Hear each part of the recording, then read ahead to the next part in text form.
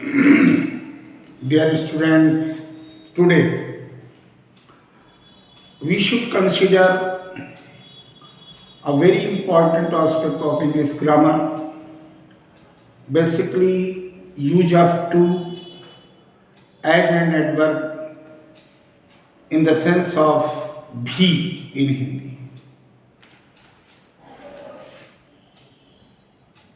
To का प्रयोग adverb के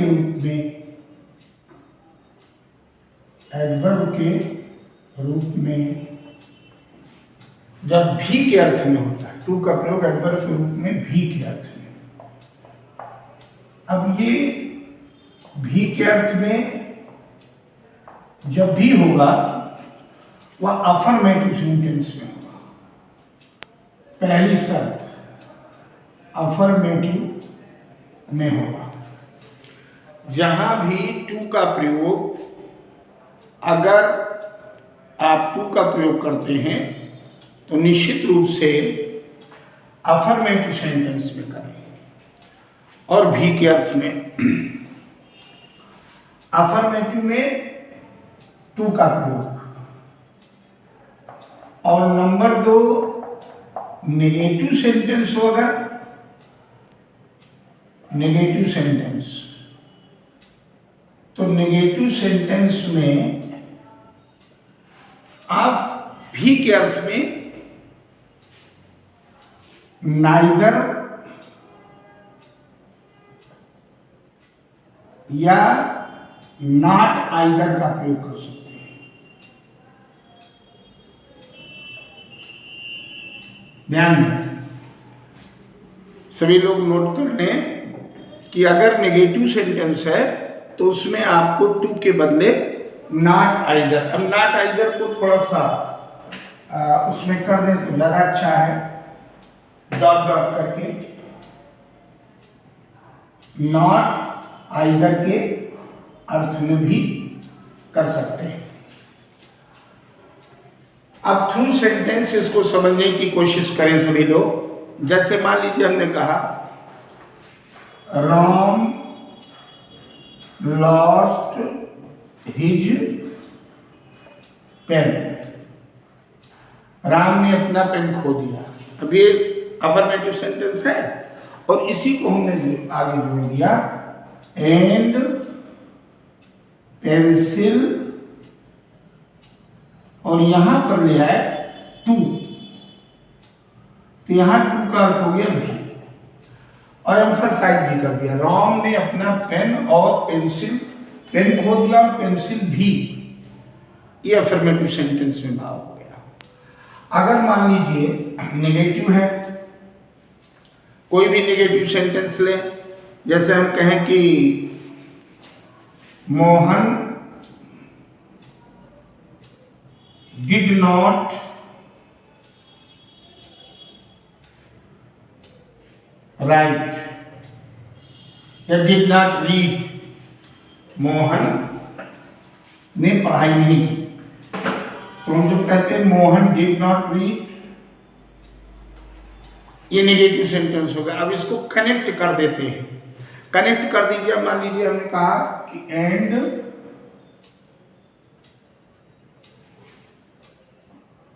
आई डिड नॉट। अब यहां पर दूसरी तरफ भी लगाना है तो आई डिड नॉट आ गया रीड और रीड के बाद आइदर लगा दीजिए। तो ये नियम आपका स्पष्ट हो गया कि मोहन डिड, इसके अनुसार ये देखिए नॉट आ गया और ये आइदर आ गया। अगर इसको नाइदर से बनाना है तो कुछ नहीं करना है, उसमें केवल इन्वर्जन का प्रयोग कर देना है। जैसे इसी को as it is Mohan did not read and neither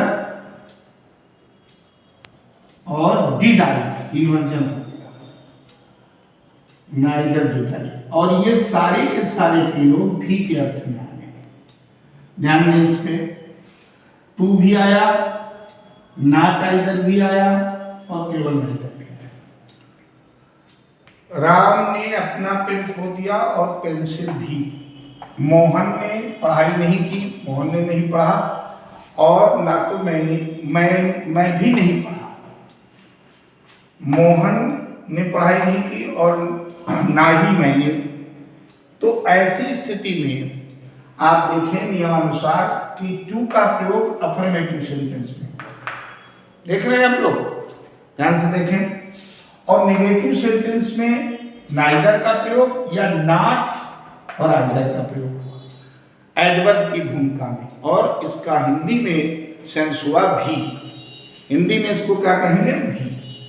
अब ये प्रयोग प्रायः कॉम्पिटिशन में बहुत आता है, और इसका अभ्यास, इसकी प्रैक्टिस बहुत ध्यान से करने की जरूरत है, रेगुलर प्रैक्टिस।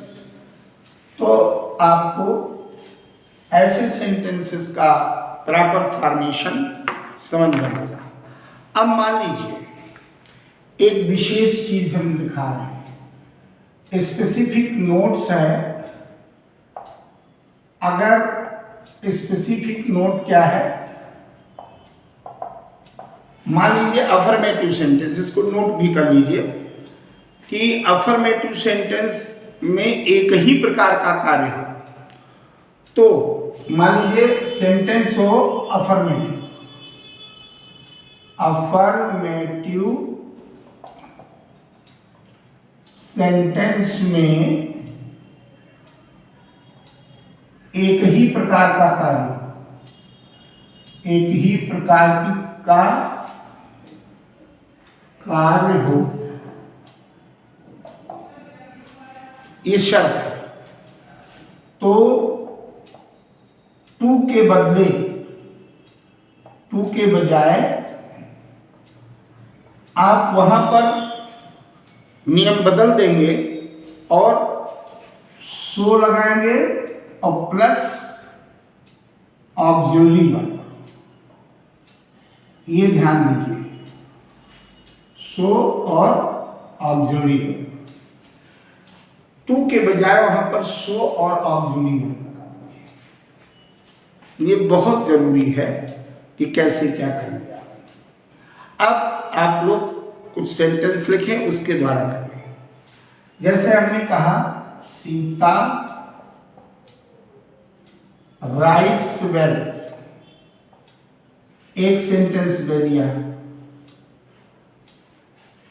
और फिर कर दिया एंड नीता। अब ये अफर्मेटिव सेंटेंस, तो यहां हमको Sita writes well, Nita writes well लिखने की जरूरत नहीं, हमको सीधा करना है, यहां पर जोड़ना है, तो हम इसको जोड़ देंगे दोनों को। So and Nita so does. अब ध्यान दीजिए, ये ऑक्सिलरी सहायक क्रिया है। डच क्यों आया? क्योंकि सेंटेंस प्रेजेंट इंडेफिनिट में है। तो जो सेंटेंस प्रेजेंट इंडेफिनिट में होता है उसमें आप देखें किस चीज का प्रयोग हुआ, सो के बाद ऑक्सिलरी का। अफर्मेटिव सेंटेंस, सीता अच्छा लिखती है और नीता भी वैसा लिखती है। यहां भी सो डज, ये जो भाई आया ये भी के अर्थ में आया। टू का प्रयोग यहां नहीं हुआ क्योंकि दोनों एक ही जैसा कार्य कर रहे हैं, मतलब लिखने का ही कार्य कर रहे हैं। दोनों का कार्यशैली एक है, दोनों की क्रिया एक है, तो यहां पर लगा है।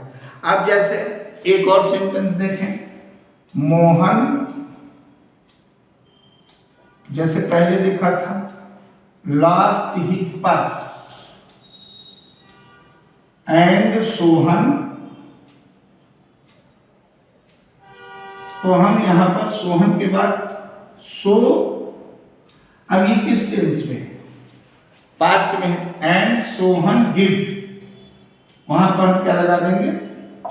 सो डिड, क्योंकि टेंस के अनुसार इसमें प्रेजेंट था तो डज आया, और इसमें पास्ट है तो डिड आ गया।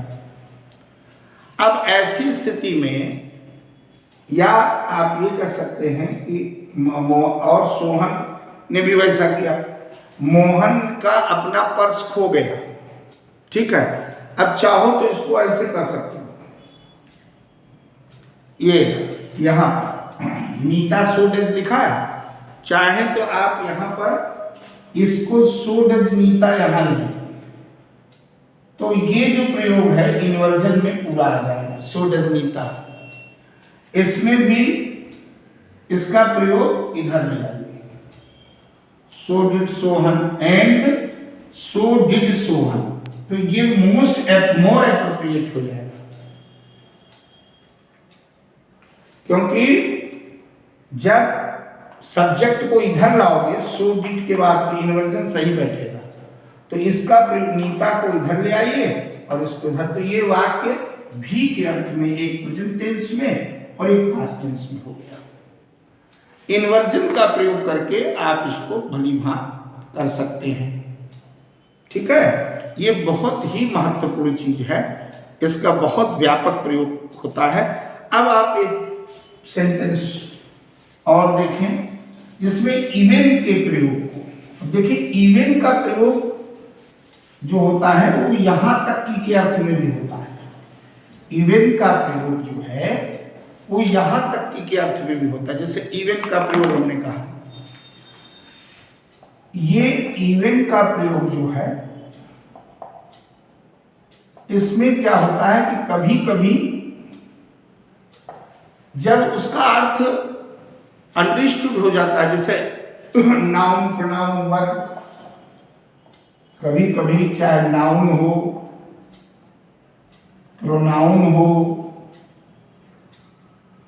ध्यान से देखिए, या वर्ब, तीनों नाउन प्रोनाउन और वर्ब, इसको नोट कर लें आप लोग। नाउन हो प्रोनाउन हो वर्ब हो, उसके पहले इनके पहले इवन का प्रयोग, इनके पूर्व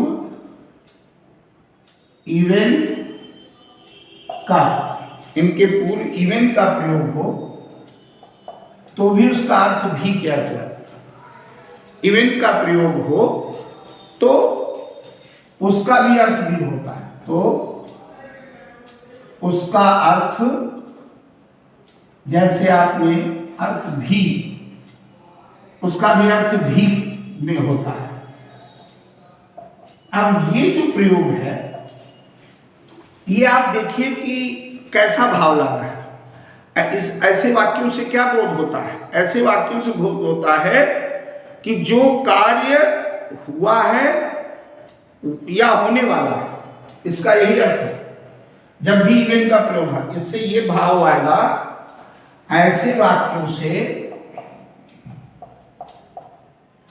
ऐसे वाक्य जिसमें इवेंट का प्रयोग होता है, कार्य संपन्न जो हो गया है या होने वाला है, जो कार्य संपन्न है या होने वाला है भविष्य में, वो आशा के विपरीत माना गया। जो आप एक्सपेक्ट कर रहे थे उसके विपरीत ये भाव आता है। ध्यान दीजिए, वो आशा के विपरीत, यहां पर ये भाव स्पष्ट होता है। जैसे हमने कहा, even his friend, even his friend cheated him. अब मान लीजिए ये आ गया।